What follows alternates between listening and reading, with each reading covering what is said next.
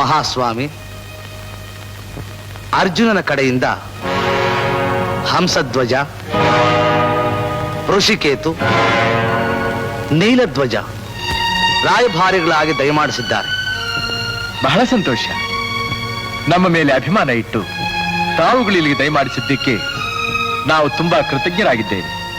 ಹೇಳಿ, ನಮ್ಮಿಂದ ಯಾವ ಸೇವೆ ಆಗಬೇಕಾಗಿದೆ? ಮಹಾಪ್ರಭು, ನಾನು ತಮಗೆ ಕಪ್ಪ ಕಾಣಿಕೆಗಳನ್ನು ಕೊಡ್ತಾ ಇರೋ ಸಾಮಂತನಾದರೂ ವಯಸ್ಸಿನಲ್ಲೂ ಅನುಭವದಲ್ಲೂ ಹಿರಿಯರು. ನಾವು ಕೂಡ ನಿಮ್ಮನ್ನ ಪೂಜ್ಯ ಸ್ಥಾನದಲ್ಲಿಟ್ಟು ಗೌರವಿಸ್ತಾ ಇದ್ದೀವಿ. ಆ ಸಲಿಗೆಯಿಂದ ತಮ್ಮಲ್ಲಿ ಒಂದೆರಡು ಮಾತಾಡಬೇಕು ಅಂತ ಇಲ್ಲಿಗೆ ಬಂದಿದ್ದೇವೆ. ಹಿರಿಯರ ಸಲಹೆಯನ್ನು ಅಂಗೀಕರಿಸಿದರೆ ಎಲ್ಲರಿಗೂ ಕ್ಷೇಮ. ಧರ್ಮರಾಯ ಬಿಟ್ಟಿರುವ ಅಶ್ವಮೇಧದ ಕುದುರೆಯನ್ನ ತಮ್ಮ ಸೇವಕರು ಕಟ್ಟಿ ಹಾಕಿದ್ದಾರೆ. ಕಟ್ಟಿ ಅಂತ ಅಪ್ಪಣೆ ಮಾಡಿದವರು ನಾವೇ. ಕುದುರೆ ರಕ್ಷಣೆಗೆ ಬಂದಿರೋನು 3 ಲೋಕದ ಗಂಡ ಎಂದು ಬಿರದಾಂಕಿತನಾದ ಅರ್ಜುನ ನನ್ನ ಚಿಕ್ಕಪ್ಪ. ಚಿಕ್ಕಪ್ಪ ಅಂದರೆ ತಾವು? ತನ್ನ ಪ್ರಾಣಕ್ಕೆ ಆಪತ್ತು ಬಂದಿದ್ದರೂ ತೊಟ್ಟ ಬಾಣವನ್ನು ಪುನಃ ತೊಡದೆ ಹೋರಾಡಿ ಮಾಡಿದ ಧೀರಕರ್ಣನ ಮಗ ಋಷಿಕೇತು.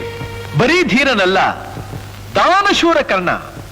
ಅಂಥವನ ಮಗನಾದ ನೀನು ಧೀರನಿಗೆ ತಕ್ಕ ಮಾತುಗಳನ್ನಾಡಬೇಕೇ ಹೊರತು ಈ ರೀತಿ ಹೊಗಳು ಭಂಟನಾಗಬಾರದು.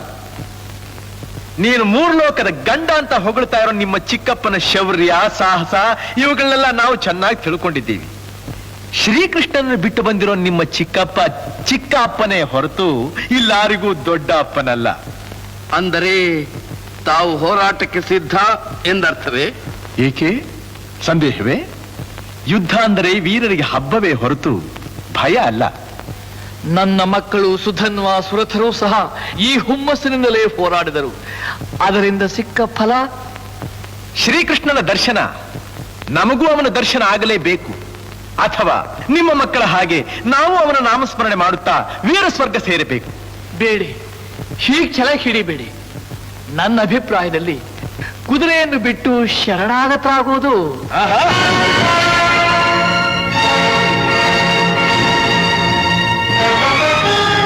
ಶರಣಾಗತಿ ಠೇಂಕರಿಸಿ ಬಿಲ್ಲಿನ ಹೆದೆ ಏರಿಸದೆ ಸುಮ್ಮನೆ ತಲೆ ತಗ್ಗಿಸಿ ಶರಣಾಗತರಾಗೋದು ಕ್ಷಾತ್ರ ಧರ್ಮಕ್ಕೆ ಅವಮಾನ. ವೀರ ಕ್ಷತ್ರಿಯರ ಗರ್ಭದಲ್ಲಿ ಜನಿಸಿರುವ ಈ ದೇಹದಲ್ಲಿ ಹರಿಯುತ್ತಾ ಇರುವುದು ಉಜ್ವಲವಾದ ಕ್ಷಾತ್ರ ರಕ್ತ, ಕೊಳಕು ನೀರಲ್ಲ. ಕುದುರೆ ಕಟ್ಟಾಯಿತು, ಹೋರಾಡುತ್ತೇವೆ.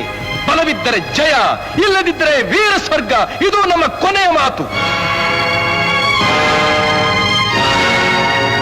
ತಮ್ಮ ಚಿತ್ತ ಅಪ್ಪಣೆಯಾದರೆ ನಾವು ರಾಯಭಾರಿಗಳಾಗಿ ಬಂದಿದ್ದೀರಿ.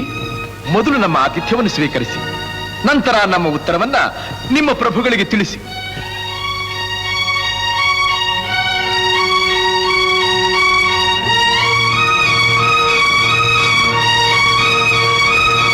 ಮಂತ್ರಿಗಳೇ, ಸೈನ್ಯನ ಸಿದ್ಧಪಡಿಸಿ. ಯಾವುದಕ್ಕೂ ಒಂದಾವರ್ತಿ ಮಾತೋಶ್ರೀಯವರನ್ನು ಕಂಡು ಅವರ ಅಭಿಪ್ರಾಯ ತಿಳ್ಕೊಳ್ಳೋದು ಒಳ್ಳೆಯದು. ಹೌದು, ನಾವೇ ಹೋಗಿ ಅವರ ಆಶೀರ್ವಾದ ಪಡೆದು ಬರ್ತೀವಿ.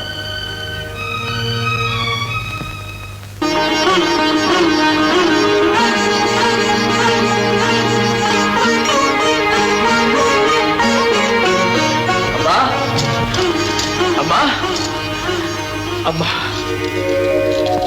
ನಿನಗೊಂದು ಸಂತೋಷದ ಸುದ್ದಿ. ಏನದು?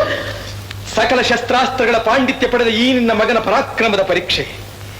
ಯುದ್ಧಕ್ಕಾಗಿ ಕಾತರಿಸಿ ಕಾದಿರೋ ಈ ಬಾಹುಗಳ ಚೆಲ್ಲಾಟಕ್ಕೆ ಸದವಕಾಶ. ಶಸ್ತ್ರಾಗಾರದಲ್ಲಿ ಸುಪ್ತವಾಗಿರೋ ಶಸ್ತ್ರಗಳು ಶತ್ರುವಿನ ರಕ್ತ ಕುಡಿದು ಢೇಂಕರಿಸೋ ಆಹ್ವಾನ. ಅಮ್ಮ, ಈ ಯುದ್ಧದಲ್ಲಿ ನಾನು ಗೆದ್ದರೆ ಗೆದ್ದರೆ ಏನು, ಗೆಲುವು ಶತಸಿದ್ಧ. ಆಗ ಈ ನಿನ್ನ ಮಗನ ಕೀರ್ತಿ ಆಚಂದ್ರಾರ್ಕ, ಆಚಂದ್ರಾರ್ಕ. ಕುಮಾರ, ವಿವರಿಸಿ ಹೇಳು. ನಿನ್ ಸಂತೋಷದಲ್ಲಿ ಭಾಗವಹಿಸೋ ಅವಕಾಶ ನನಗೂ ಕೊಡು. ಅಮ್ಮ, ಅಟ್ಟಹಾಸದಿಂದ ರಾಜಧಾನಿ ಕಾಲಿಟ್ಟ ಅಶ್ವಮೇಧದ ಕುದುರೆಯನ್ನು ಕಟ್ಟಿ ಭುಜ ತಟ್ಟಿ ಯುದ್ಧಕ್ಕೆ ಆಹ್ವಾನ ಕೊಟ್ಟಿದ್ದೇನೆ. ನಿನ್ನ ಶಕ್ತಿ ಸಾಮರ್ಥ್ಯಕ್ಕೆ ಸರಿಯಾದ ಕೆಲಸವನ್ನೇ ಮಾಡಿದ್ದೆ.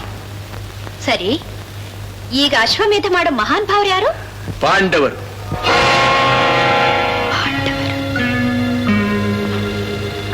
ಕುದುರೆ ರಕ್ಷಣೆಗೆ ಯಾರು ಬಂದಿದ್ದಾರೆ? ಚಕ್ರವರ್ತಿಯಾದ ಧರ್ಮರಾಯನಲ್ಲ, ಜಗಜ್ಜಟ್ಟಿಯಾದ ಭೀಮನೂ ಅಲ್ಲ, ಮತ್ತೆ ಪರಮಾತ್ಮನಿಗೆ ಪ್ರಿಯನಾದ ಪಾರ್ಥ.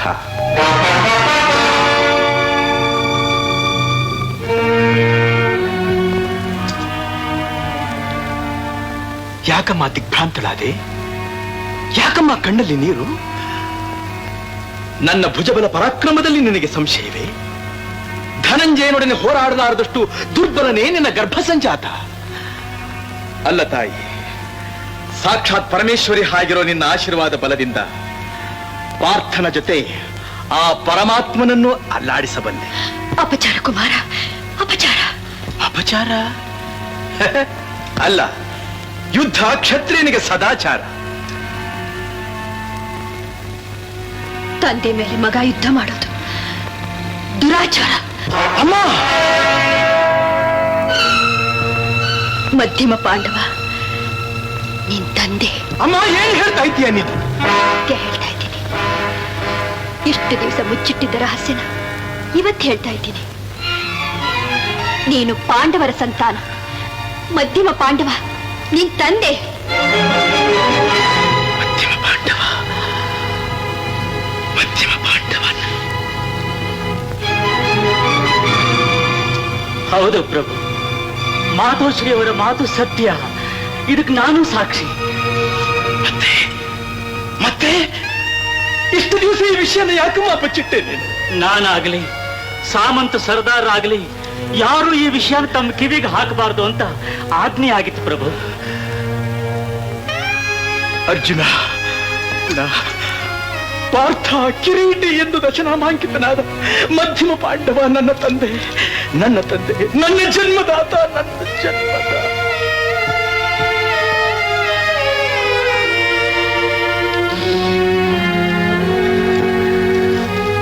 ಅಪರಾಧ ಕ್ಷಮೆ ಕೇಳಿ ಅಶ್ವವನ್ನು ಬಿಚ್ಚು. ನಿನ್ ತಂದೆನ ಆಸ್ಥಾನಕ್ಕೆ ಕರೆತಂದು ಪಾತ್ಪೂಜೆ ಮಾಡು. ಅಪ್ಪಣೆ ಅಮ್ಮ. ಇದಕ್ಕಿಂತಲೂ ಪವಿತ್ರವಾದ ಕರ್ತವ್ಯ ಬೇರೆ ನನಗೇನಿದೆ? ಅಮ್ಮ, ನೀನು ಅರಮನೆಗೆ ಬಂದು ನಿನ್ನ ಪತಿನ, ನನ್ನ ತಂದೆನ ವೈಭವವಾಗಿ ಸ್ವಾಗತಿಸಬೇಕು. ಆದರೆ ಹೇಗಲ್ಲ, ಅಲ್ಲ, ಮಹಾರಾಣಿ ಹಾಗೆ. ಪಾಪ